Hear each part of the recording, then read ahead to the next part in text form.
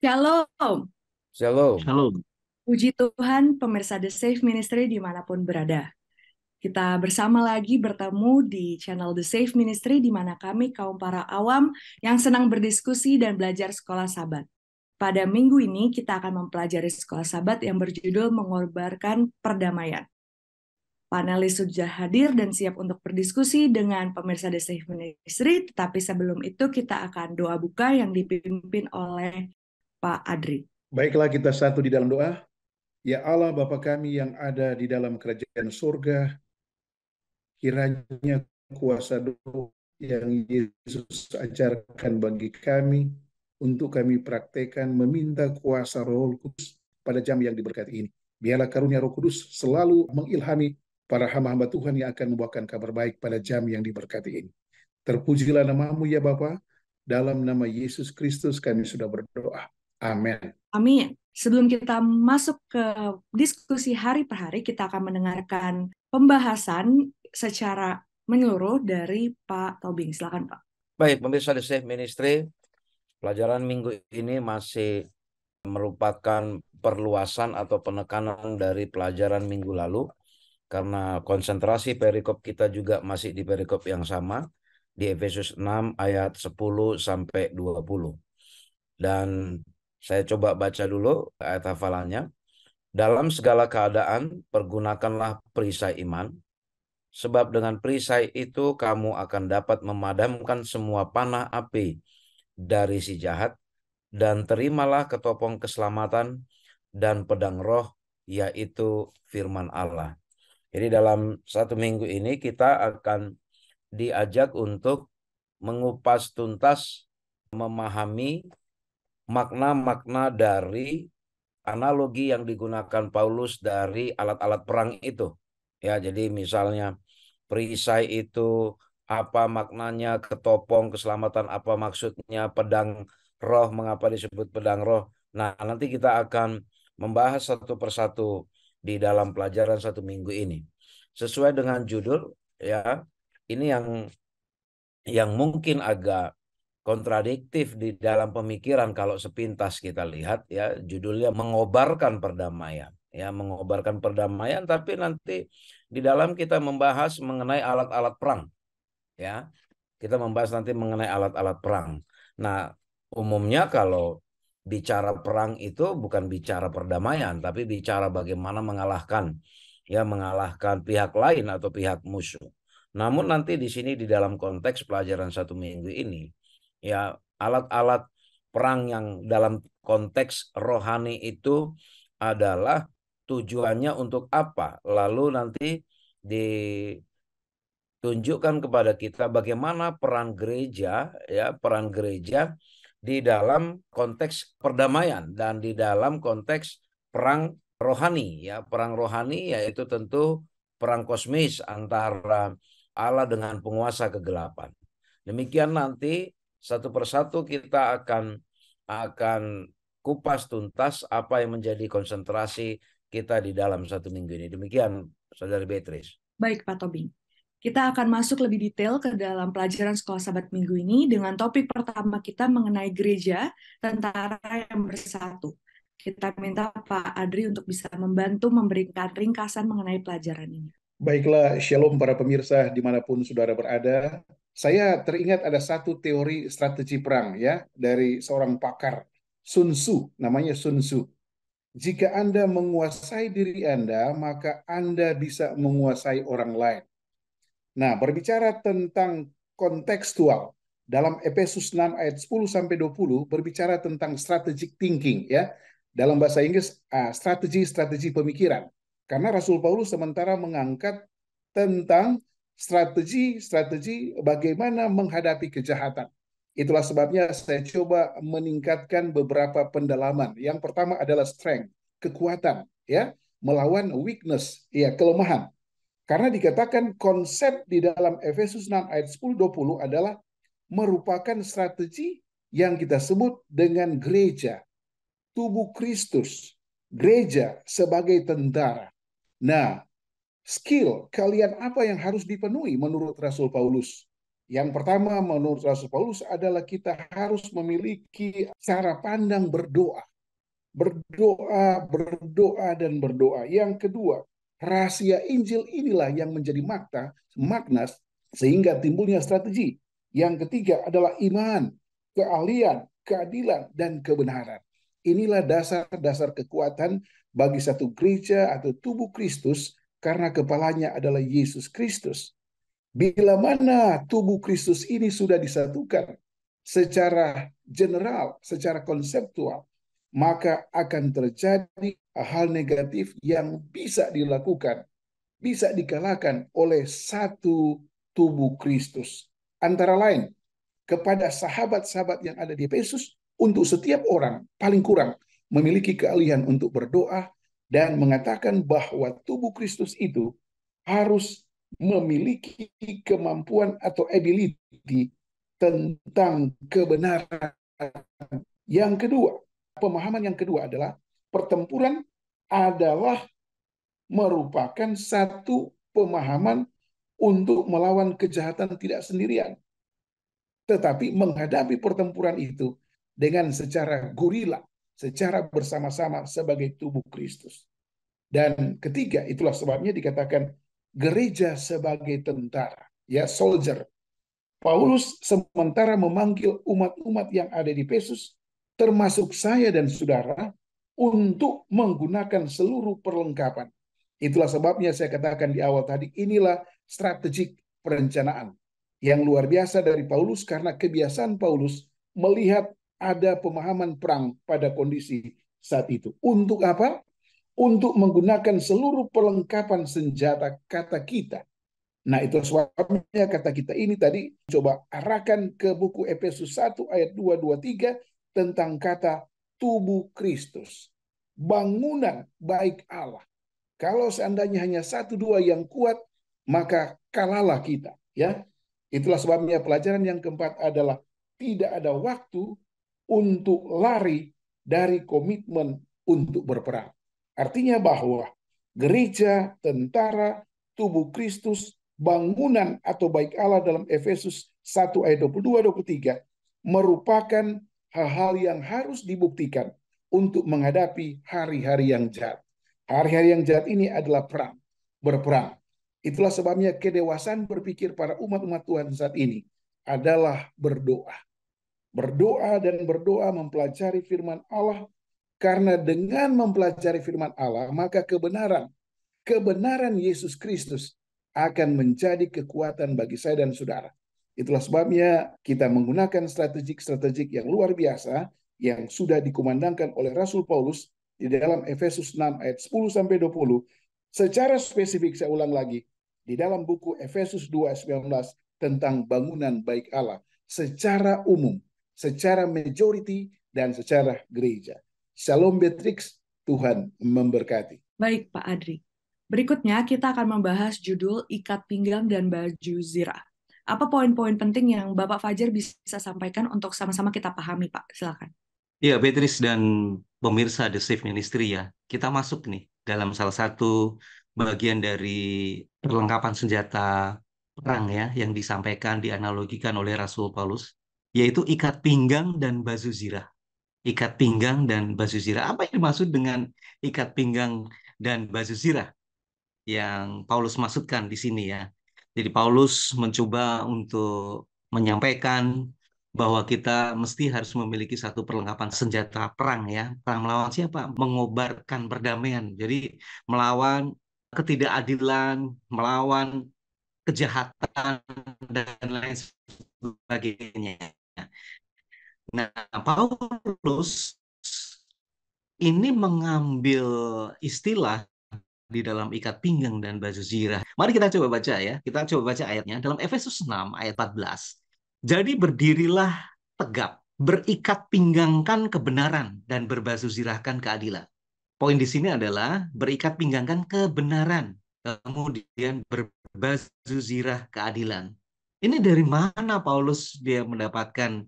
Kita coba lihat dari Yesaya 11 ayat yang kelima ya. Dia mengambil ayat ini dari Yesaya 11 ayat yang kelima. ia tidak akan menyimpang dari kebenaran dan kesetiaan. Seperti ikat pinggang saya 59 ayat yang ke-17. Ia mengenakan keadilan sebagai baju zirah dan ketopong selamatan ada di kepalanya. Ini luar biasa sekali ya.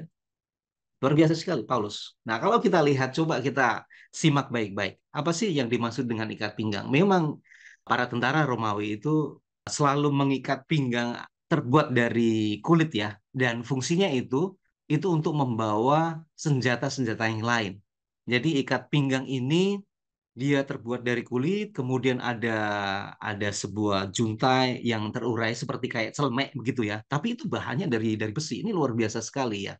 Nah, Paulus menggambarkan ikat pinggang itu sebagai satu kebenaran. Kebenaran itu apakah milik orang percaya? Ya, dan itu memang berasal daripada Tuhan. Jadi Tuhan memberikan kebenaran kepada umatnya supaya kita memang betul-betul dibentengin ya, dibentengin dengan kebenaran yang mereka percaya, yang mereka miliki.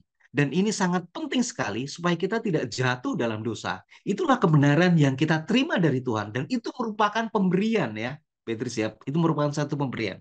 Kemudian yang kedua, baju zirah. Apa yang dimaksud dengan baju zirah akan keadilan?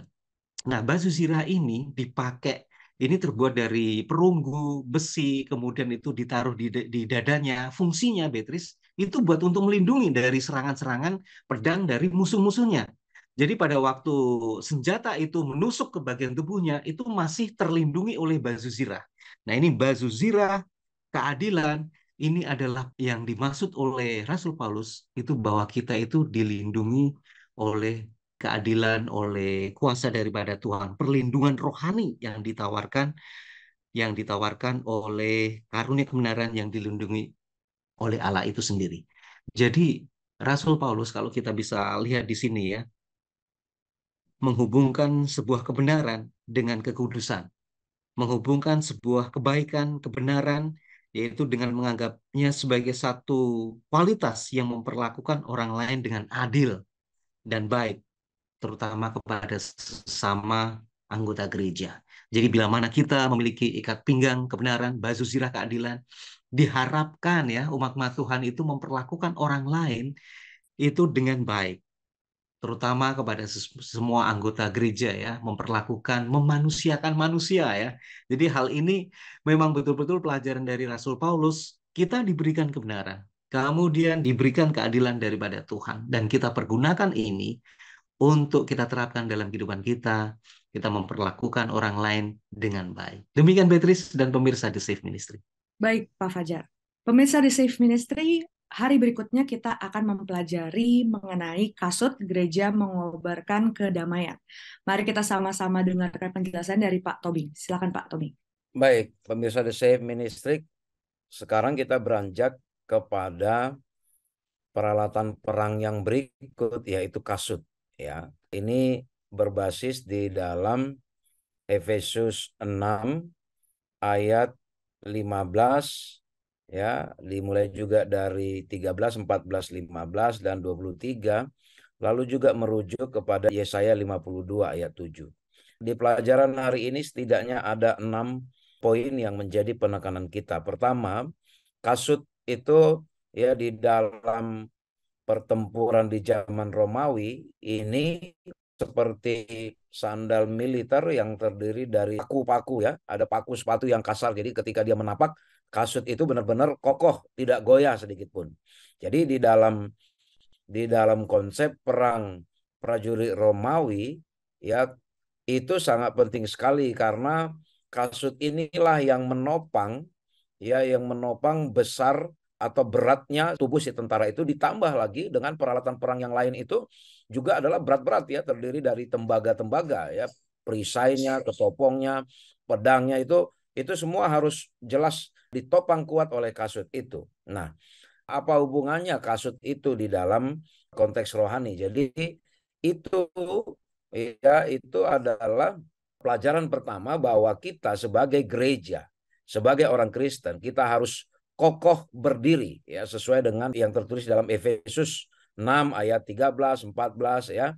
Kita harus kokoh berdiri. Bagaimana kita bisa menjadi sebuah gereja sebagai perwakilan dari Tuhan kalau kita sendiri tidak kokoh berdiri. Dalam hal ada Yesaya 52 ayat 7. Yesaya 52 ayat 7 sekaligus menggambarkan bagaimana hubungan kasut tadi itu. Berbunyi seperti ini, Yesaya 52 ayat 7, betapa indahnya kelihatan dari puncak bukit-bukit kedatangan pembawa berita yang mengabarkan berita damai dan memberitakan kabar baik.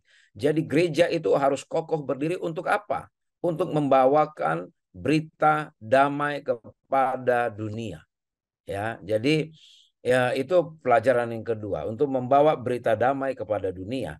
Ya, tentu kalau kita mau membawa berita damai kepada dunia dalam keadaan damai. Kalau misalnya kita ibaratkan bahwa kita yang di dalam gereja ini adalah para tentara yang dipercayakan Tuhan untuk perang, dan semua kita sudah diberi senjata perang. Kalau kita justru kita nanti perang di dalam gereja itu, sebelum kita perang keluar, kita sudah perang di dalam duluan. Itu pelajaran yang kedua. Jadi dipastikan bahwa berita yang kita bawa adalah berita damai. Tentu tidak mungkin orang yang tidak berpikiran damai, ya, yang akan membawa berita damai itu. Hanya orang yang berpikiran damai lah yang membawa kabar damai ke pihak luar.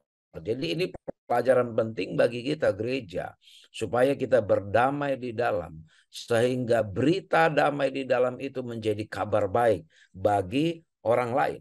Poin yang ketiga, ya, yang ketiga di dalam Efesus 6 ayat 15 dikatakan apa? Berkasutkan kerelaan. Ini penekanan lagi ya.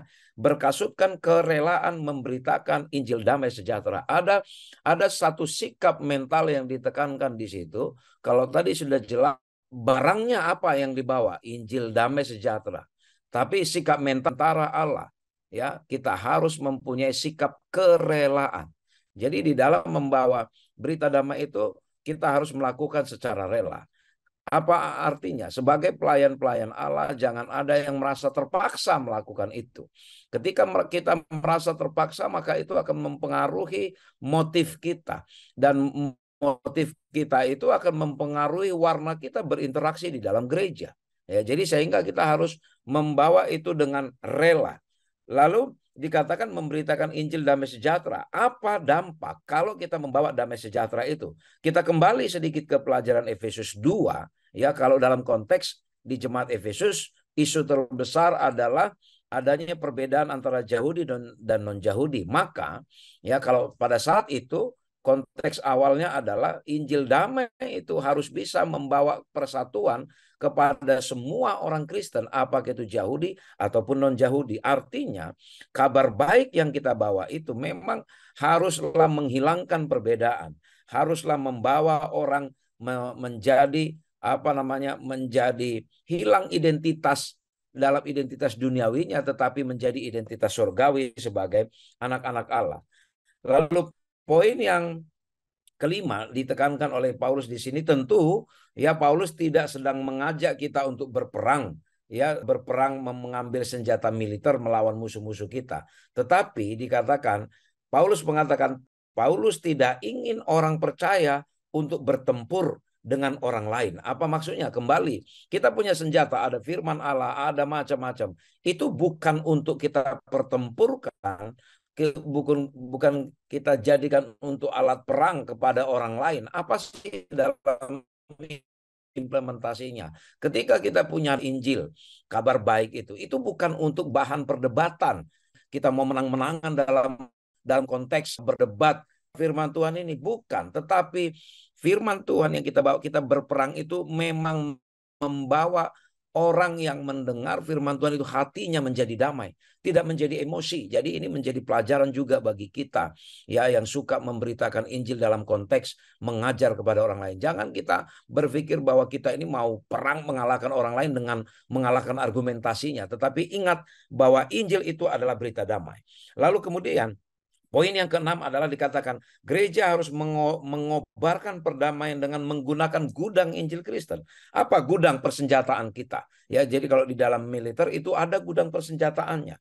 Gudang Injil Kristen itu apa? Kerendahan hati, kesabaran, pengampunan. Ya, maka kalau kita sebagai pemberita Injil, kita harus menunjukkan kerendahan hati, kesabaran, ya mengampuni orang lain. Ya kalau di pelajaran-pelajaran sebelumnya, ya di minggu-minggu yang beberapa waktu sebelumnya dikatakan kalau kita mau menjadi pembawa Injil Tuhan, maka kita di dalam ini harus benar dulu. Ya, harus benar dulu. Jadi jangan kita sendiri dalam tanda petik kita sendiri masih orang yang perlu diperiksa, yang masih perlu orang yang dikoreksi, tapi kita ingin sekali mengoreksi orang lain. Ya, tapi di sini harus apa? Dalam kerendahan hati, kesabaran. Sekali lagi, jadi alat persenjataan ini, kalaupun menurut kita persenjataan kita, alat kita paling lengkap, paling kuat, paling canggih, tapi kita harus bawa itu di dalam kerendahan hati. Jangan. Jadi paradigma misal, saya sebagai orang Advent, kami ini jemaat umat paling benar, kami ini yang paling dipilih Tuhan. Kalau sudah dalam konteks seperti itu bukan berperang dengan kerendahan hati. Itu sudah di dalam kesombongan. Kalau kita mudah tersulut emosi oleh karena kita didebat, orang lain memberi argumentasi terhadap berita yang kita bawa, itu namanya bukan, kita tidak membawa senjata kesabaran. Lalu melalui apa? Senjata itu kita pakai prakteknya menggunakan apa? Menggunakan doa, penyembahan. Itulah ya kita gunakan, cara kita menggunakan supaya kita memiliki kerendahan hati, kesabaran, pengampunan di dalam menggunakan persenjataan kita itu. Kalau kita sudah demikian, maka kita sebagai gereja berdiri teguh mengobarkan kedamaian di dalam dunia. Kalau kita sudah punya kasut seperti itu, gereja kita akan dikenal sebagai gereja pembawa damai. Demikian, Saudari Beatrice dan pemirsa The Safe Ministry. Baik, Pak Tobing. Kita sudah membahas mengenai kasut, dan sekarang kita akan membicarakan mengenai perisai, ketopong, dan pedang.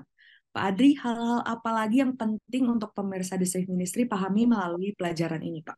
Baiklah, terima kasih. Sangat jelas pemaparan dari hamba Tuhan, Brother Elvin Tobing. Saya hanya melanjutkan beberapa poin penting. Saya teringat filosofi dari satu daerah saya adalah Sito Timo Tumoto, ya. Artinya apa yang Anda punya, Anda harus berikan bagi orang lain untuk kelengkapan. Itulah sebabnya Rasul Paulus dikatakan di sini adalah melangkah maju sebagai seorang jenderal dan mengeluarkan panggilan untuk perang, mengucapkan janji-janji harapan dan kemenangan dari panglima ilahi. Janji-janji inilah yang dikeluarkan dalam Efesus 6 ayat 10-20 yang merupakan firman Allah sebagai senjata utama dalam peperangan melawan kejahatan. Firman Allah kemudian merujuk pada janji-janji Injil yang luas yang kita temukan dalam Alkitab. Jadi kontekstual kita pada pembahasan ini adalah kata Alkitab, Bible, good news atau kabar baik. Itulah sebabnya poin pertama adalah perisai iman. Mengapa Rasul Paulus mengambil aplikasi dari kata perisai iman? Karena menunjuk kepada Kejadian 15 ayat 1. Bagaimana Allah memberikan rekomendasi kepada Abraham, salah satu yang terkenal adalah Jehovah Jireh, ya. Allah menyediakan, Allah menguatkan, Allah membimbing. Itulah sebabnya cara pandang dari Rasul Paulus adalah mengkaitkan antara Kejadian 15 ayat 1, Mazmur 3 ayat 3, Efesus 6 ayat 6 dan 17 adalah perisai iman. Mencerminkan simbol Allah yang melindungi umatnya yang berperang untuk percaya dengan persenjataan yang terbaik. Artinya firman Allah itu. Jadi filosofinya adalah kalau kita mengundang kuasa Roh Kudus, maka firman yang kita baca ini akan mengandung arti rohani dan dapat diberikan untuk menguatkan orang lain di dalam mempelajari firman Allah. Dengan demikian poin yang kedua adalah ketopong. Melindungi kepala, telinga, dan dahi, serta dan inilah ketopong keselamatan. Ya, menolak rasa takut dan pedang roh adalah firman Allah sebagai senjata utama dalam peperangan melawan kejahatan. Ini adalah menunjuk kepada janji-janji Allah yang kita temukan di dalam Allah melalui firman-Nya. Kiranya nasihat yang sangat sederhana ini merupakan strategi jenderal Rasul Paulus menguatkan setiap umat Tuhan untuk mengarah kepada Allah, Yehovah Jireh, El Shaddai dan sebagainya, bahwa bersama dengan Allah, Raja Daud, atau lebih spesifik di sini, Ibrahim, memperoleh kekuatan-kekuatan yang luar biasa dan menjadi bagian bagi umat yang sisa saat ini untuk menerapkan kontekstual di awal, Kejadian 15 ayat 1, Mazmur 3 ayat 5, dan sebagainya, sehingga uraian dari Rasul Paulus begitu hebat dan luar biasa akan mencerminkan kita memiliki perisai, ketopong, dan pedang Allah. Shalom Beatrix, Tuhan memberkati. Baik, Pak Adri. Selanjutnya topik kita adalah mempraktikkan doa untuk medan perang. Silakan Pak Fajar bantu kami pemirsa di Safe Ministry untuk memahami pelajaran ini, Pak. Ya, Beatrice dan pemirsa The Safe Ministry ya. Dalam mengakhiri nasihat pertempurannya, Rasul Paulus mendesak kepada orang-orang percaya sebagai prajurit untuk ikut serta di dalam doa yang sangat begitu penting dan doa yang berkelanjutan ya, doa yang berkelanjutan.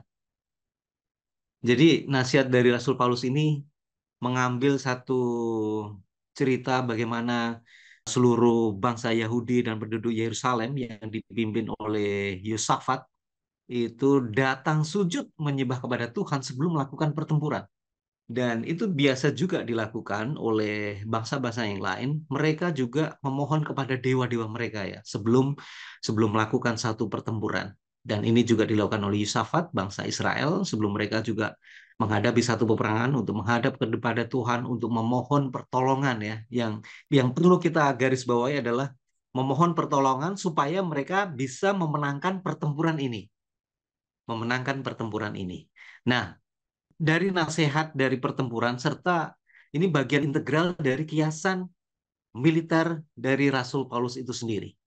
Jadi merupakan satu hal yang apa ya, menjadi satu puncak ya, puncak sebelum mereka melakukan pertempuran diharapkan mereka tetap berdoa memohon kuasa daripada Tuhan.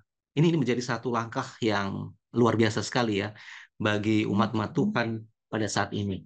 Nah, doa itu bila mana itu dilayangkan dengan sungguh-sungguh serta mendesak serta dan gigih untuk semua orang kudus, dan doa ini menjadi maksimal. Mari kita coba baca dalam Efesus 6 ayat ke-18. Efesus 6 ayat 18. Dalam segala doa dan permohonan, berdoalah setiap waktu di dalam roh, dan berjaga-jagalah di dalam doamu dengan permohonan yang tidak pernah putus-putusnya untuk segala orang kudus. Rasul Paulus menasihati supaya kita juga mendoakan orang-orang kudus, mendoakan sesama jemaat ya, aplikasinya, mendoakan semua orang supaya mereka tetap diberikan bekal oleh Tuhan dan bisa mencapai satu pertempuran. Rasul Paulus bukan saja menasihati kepada kita mendoakan sesama kita manusia, tetapi Rasul Paulus juga memberikan nasihat untuk mendoakan kepada dirinya, yaitu ayat yang ke-19. Juga untuk aku, supaya kepadaku jika aku membuka mulutku dikaruniakan perkataan yang benar, agar dengan keberanian aku memberitakan rahasia Injil ini. Jadi tentunya aplikasinya buat untuk jemaat kita saat ini, Beatrice. Kita bukan hanya kita mendoakan keluarga kita mendoakan sesama anggota jemaat, bahkan justru disarankan untuk mendoakan para pemimpin-pemimpin, kita mendoakan para gembala jemaat kita, kemudian pemimpin rohani yang lain. Supaya apa? Supaya rahasia Injil kebenaran ini dapat boleh terbuka dan kita dapat mencapai satu tujuan, yaitu umat-umat Tuhan. Karena Rasul Paulus katakan bahwa banyak orang-orang non-Yahudi ya yang menerima akan kekristenan, iman kekristenan pada waktu itu. Jadi antara Yahudi dengan non-Yahudi dapat boleh dipersatukan di dalam Kristus. Tujuan utama dari Rasul Paulus menyampaikan supaya kita berdoa tidak berkeputusan, yaitu mempersatukan mereka di dalam kasih Kristus. Itu tujuan paling utamanya. Nah, sekarang aplikasinya. Mengapa Rasul Paulus itu menekankan dan memberikan nasihat supaya kita dapat berdoa bersungguh-sungguh untuk saat ini? Yang pertama adalah karena Rasul Paulus mengetahui akan ancaman pertempuran natural. Tentunya musuh supranatural ini adalah musuh yang sangat mengerikan ya. Dan sangat begitu nyata, banyak godaan, banyak cobaan, khususnya pada zaman ini, kepada kita. Sehingga sangat begitu penting, Rasul Paulus memberikan nasihat, supaya kita berdoa tidak berkeputusan. Berarti berdoa sungguh-sungguh dengan gigih. Kemudian, nasihat yang kedua, mengapa Rasul Paulus menekankan untuk berdoa kepada kita? Karena ada satu janji-janji kemenangan yang diberikan oleh Tuhan. Jadi Tuhan memberikan janji kepada kita bila mana kita bersungguh-sungguh untuk berdoa, maka kita diberikan kemampuan untuk mendengar dengan seksama akan janji-janji tersebut dan memahaminya dan berterima kasih kepada Tuhan atas sumber daya kasih karunia yang diberikan kepada kita semuanya. Demikian Beatrice dan pemirsa The Safe Ministry. Baik, terima kasih Pak Fajar. Tidak terasa kita akan mengakhiri diskusi kita. Pak Tobing akan memberikan kesimpulan atas pelajaran pada minggu ini. Pemirsa The Safe Ministry, pada prinsipnya pelajaran kita telah berakhir sampai di sini. Ya, dan kita diingatkan agar kita sebagai orang Kristen, sebagai gereja, kita harus mengobarkan perdamaian, ya, melalui berita Injil damai sejahtera mengenai kasih karunia lahirnya Yesus, bagaimana dia hidup bersama dengan kita, lalu bagaimana dia mati dan telah menebus kita dari dosa. Oleh karena itu, agar kita bisa mengobarkan perdamaian, kita dituntut, ya, satu syarat bahwa kita harus bekerja sama, ya. Kita harus bekerja sama. Kita tidak bisa bekerja sendiri. Ya, karena apa? Karena musuh yang kita hadapi ini bukanlah musuh yang main-main, tetapi musuh yang benar-benar luar biasa misinya untuk mengalahkan orang-orang benar. Oleh karena itu kita harus bekerja sama agar kita bisa memenangkan pertempuran ini. Sebagai jemaat, ya, sebagai jemaat, ketika kita bicara bekerja sama, segala kekuatan itu kita persatukan. Ya, kita gabungkan agar ini menjadi kekuatan yang luar biasa untuk bisa mengalahkan usaha-usaha dari musuh. Pelajaran yang penting bagi gereja adalah hikmahnya, kita penting mengobarkan persatuan di dalam gereja. Tanpa persatuan, gereja hanyalah menjadi tentara yang akan diobrak-abrik oleh musuh kita. Oleh karena itu mari kita perbaikin, kita rapatkan barisan. Masing-masing kita saling mengingatkan jika ada tentara lain yang belum benar menggunakan persenjataan itu. Kita saling mengingatkan agar benar-benar menggunakan persenjataan itu. Kita saling mendukung agar masing-masing kekuatan menjadi bersatu. Bila mana ada tentara lain di dalam gereja yang menurut kita lebih lemah, yang kuat melindungi yang lemah. Yang lemah akan belajar banyak hal untuk memperkuat diri sehingga tampil dengan sikap mental yang kuat, sikap mental yang benar-benar rela, ya, maju di medan perang.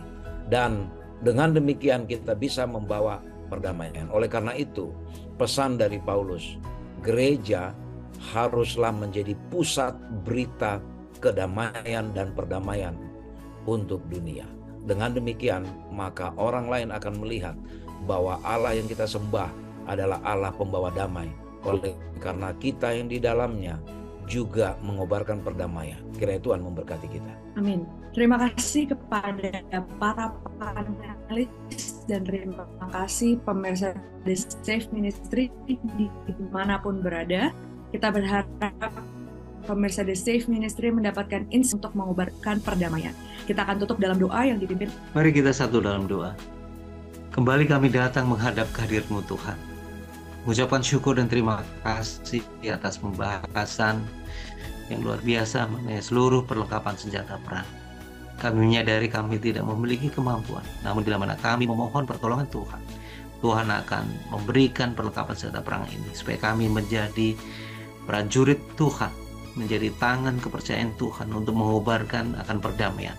Sehingga misi yang paling utama gereja menjadi satu pusat perdamaian di dunia boleh terwujud. Dan melalui bantuan daripada Tuhan, kami boleh disanggupkan untuk melakukan itu. Terima kasih Tuhan memberkati seluruh pemirsa dimanapun mereka berada. Gunakan kami masing-masing menjadi alat-Mu untuk menyampaikan pekabaran Injil kepada seluruh dunia. Kami serahkan semuanya di dalam tangan-Mu Yesus Kristus, penebus dan juru selamat kami. Amin. Amin. Sungguh luar biasa berkat dan sukacita yang kita rasakan setelah berdiskusi pelajaran minggu ini. Tentunya kita berharap pemirsa di Safe Ministry merasakan hal yang sama juga. Kami ingatkan untuk jangan lupa tinggalkan komentar, pencet suka, dan juga langganan di channel kami. Sampai bertemu di pelajaran berikutnya. Tuhan memberkati. Shalom. Shalom. Tuhan Shalom, memberkati. memberkati.